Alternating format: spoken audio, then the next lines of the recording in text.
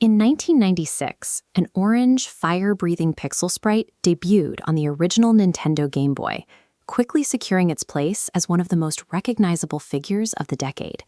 Today, that exact character drives massive modern economies.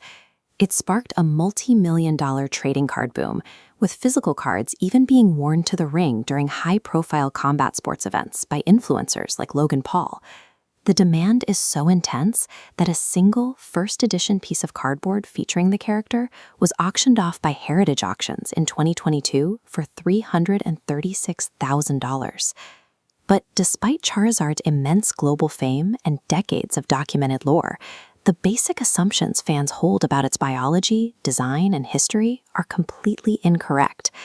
Charizard functions as a legitimate anomaly, carrying a design history and a biological record that contradict almost every common fan assumption. Take the character's creation. The logical assumption is that video game evolutionary lines are built chronologically. Developers design a weak, base-level creature and scale it up into a massive monster. The actual process went in reverse. Designer Atsuko Nishida created Charizard entirely on its own for the original Red and Green games, sketching an isolated adult creature before any of its earlier forms even existed. Once that final form was locked in, the team worked backwards. The cute, base-level starter, Charmander, was reverse-engineered using Charizard's completed design as the blueprint. The most iconic evolutionary arc in the entire franchise was built retroactively to support a single, pre-existing concept. Then there's the issue of its biology. Based on its wings, claws, and European-inspired features, players accept without question that Charizard is a dragon. This animated diagram tells a different story. Under the game's strict code, it lacks the dragon element entirely, programmed exclusively as fire and flying. The only exception is a temporary state called Mega Charizard X, which briefly grants the dragon type. Ironically, while fictional biology denies it a dragon classification, real-world scientists have actually classified Charizard as a bug. Entomologists named a newly identified species of Chilean bee Chilicola charizard, and the title was recently applied to a newly discovered species of cockroach as well.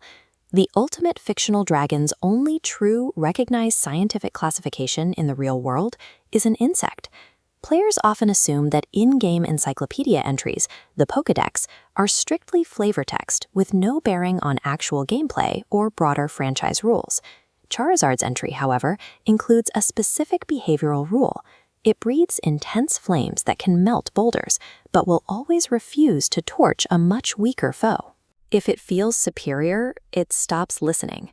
This specific personality trait actually dictated game mechanics in an entirely different franchise, Super Smash Bros.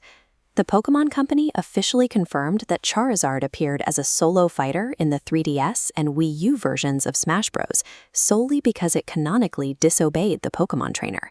The character's established narrative personality superseded standard player control, forcing developers to alter their roster mechanics to match the lore. The character's influence reaches into clinical medicine, where it serves a purpose entirely separate from entertainment.